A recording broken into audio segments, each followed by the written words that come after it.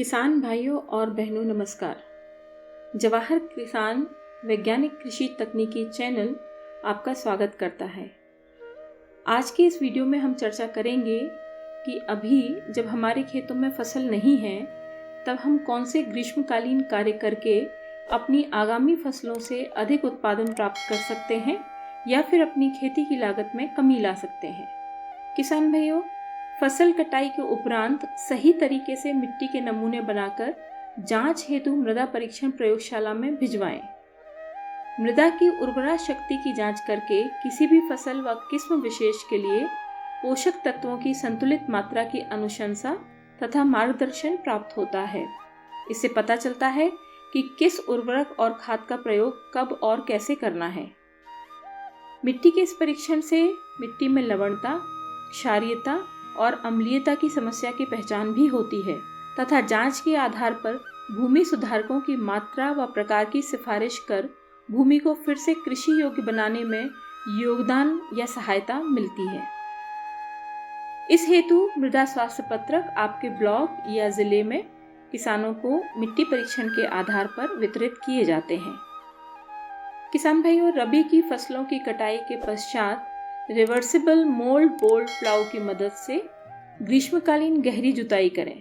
ऐसा करने से मिट्टी में दबे हुए रोगाणु, कीटों के प्यूपा, खरपतवारों के बीज इत्यादि हानिकारक तत्व कड़ी धूप में नष्ट हो जाते हैं।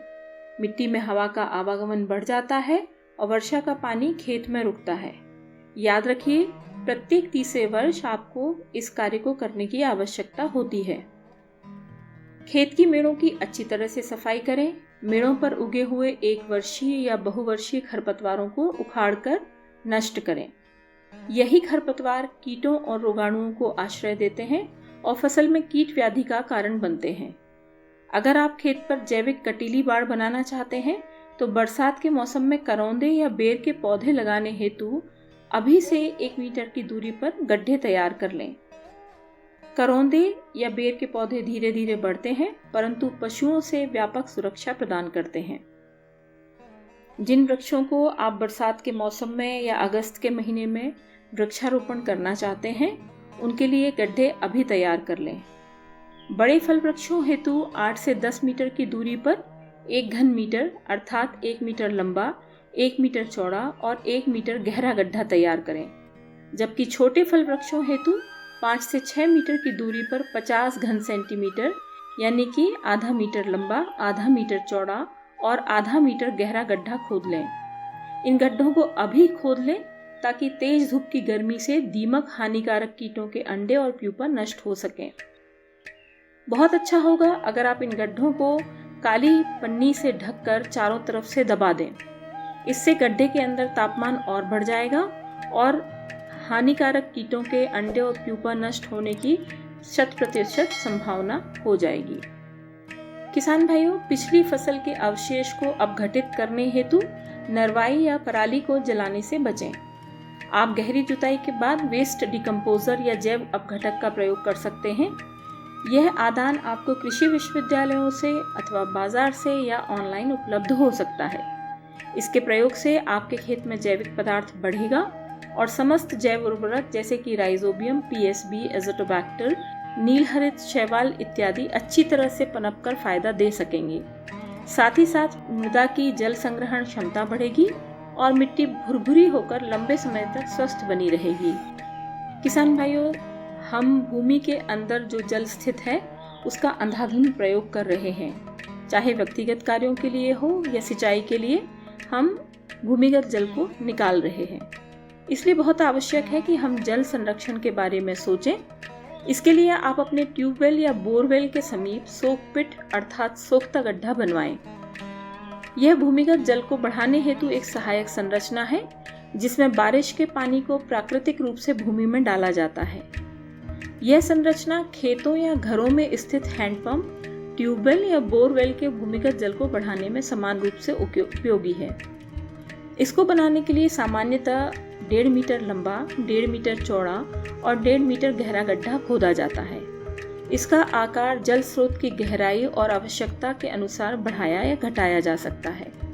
इस तरह तैयार सोख्ता गड्ढा घर आंगन और गांव में व्यर्थ बहते पानी को जमीन के अंदर पहुंचाकर भूजल भंडारण में वृद्धि करता है। इसकी लागत बहुत कम आती है और ये लंबे समय तक फायदा देता है। इस संरचना का निर्माण हैंडपंप के मुहाने पर किया जा सकता है, जिससे कार्य के दौरान व्यर्थ में बहते पानी को भूजल वृद्धि हेतु उपयोग में लाया जा सकता है। केवल 2 से 3 हजार की लागत में बनने वाली यह संरचना लंबे समय तक आगे आने वाली पीढ़ियों के लिए भी फायदेमंद साबित होगी। अगर आपको ये संरचना बनानी नहीं आती है तो अपने निकटतम कृषि विज्ञान केंद्र से संपर्क करें और इस पर आधारित प्रशिक्षण प्राप्त करें। खेत में हरी खाद का प्रयोग करने हेतु सनई या ढेंचा की फसल लगाएं। लगातार फसलें उगाने से मृदा में उपस्थित पौधे की बढ़वार के लिए आवश्यक तत्व नष्ट होते जाते हैं। इन आवश्यक तत्वों की क्षतिपूर्ति हेतु और मिट्टी की उपजाऊ शक्ति को बनाए रखने के लिए हरी खाद एक अच्छा विकल्प है। दलहनी एवं अन्य फसलों तथा उनके हिस्सों को जब मृदा में दबाया जाता है तो इस क्रिया को हरी खाद देना कहते हैं। हरी खाद के उपयोग से न सिर्फ नत्रजन भूमि में उपलब्ध होता है, बल्कि मृदा की भौतिक, रासायनिक और जैविक दशा में भी सुधार होता है। इससे वातावरण और भूमि प्रदूषण की समस्या को समाप्त किया जा सकता है। लागत घटने से किसानों की आर्थिक स्थिति बेहतर होती है, भूमि में सूक्ष्म तत्वों की आपूर्ति होती है, साथ ही मृदा की उर्वरा शक्ति भी बेहतर हो जाती है। इंसानों की तरह पशुओं को भी लू और गर्मी से परेशानी होती है, इसलिए पशुओं को लू और गर्मी से बचाने हेतु उचित प्रबंध करें। पशुओं को चरने हेतु जंगल में ना भेजकर एक ही स्थान पर बांधकर संतुलित आहार दें, ताकि दूध के उत्पादन में कमी ना आए और पशुओं की ऊर्जा गर्मी से संघर्ष करने में व्यर्थ ना जाए। अगर आपके खेतों में चूहों की समस्या है तो इसके नियंत्रण के लिए मक्का के आटे के साथ जिंक फॉस्फाइड की दवा मिलाकर छोटी छोटी गोलियां बनाकर खेत में चूहे के बिल के समीप डाल दें। याद रखें कि खेत के आसपास पानी नहीं होना चाहिए, वरना चूहे पानी पीकर इन दवाओं का असर कम कर सकते हैं। थ्रेशर मशीन पर कार्य करते समय विशेष सावधानी बरतें ताकि दुर्घटना से बचा जा सके। साथ ही थ्रेशर को बिजली के पॉइंट से जोड़ने वाला तार एक ही हिस्से में हो, उसमें जगह जगह जोड़ ना हो, अन्यथा दुर्घटना की आशंका बनी रहती है। अगर आप बीज की फसल तैयार कर रहे हैं तो बीज के लिए तैयार फसल की अलग से गहाई करें ताकि दूसरी किस्मों में मिलावट ना होने पाए। परंपरागत फसलों के पुरानी किस्मों के बीजों को एकत्रित करें। इन फसलों के बीजों में मौसम की असमानता से लड़ने के बहुत अच्छे गुण पाए जाते हैं। इन बीजों को खेती में बनाए रखने हेतु और संरक्षित करने हेतु खेत के एक छोटे हिस्से में इनकी बोनी अवश्य करें, ताकि इन फसलों और बीजों के जीवन की श्रृंखला बनी रहे। यदि आपके पास किसी बहुत पुरानी और लुप्तप्राय अथवा परंपरागत फसल या किस्म का बीज है तो निकटतम कृषि विज्ञान केंद्र को अवश्य सूचित करें। केंद्र आपके नाम से उस किस्म को पंजीकृत करने में आवश्यक सहायता अवश्य प्रदान करेगा।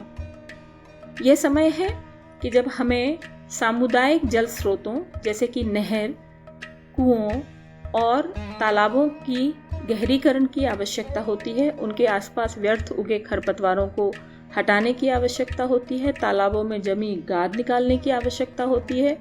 तो अपनी पंचायत में जाकर इन कार्यों को करने हेतु आग्रह करें या इसके लिए प्रस्ताव पेश करें।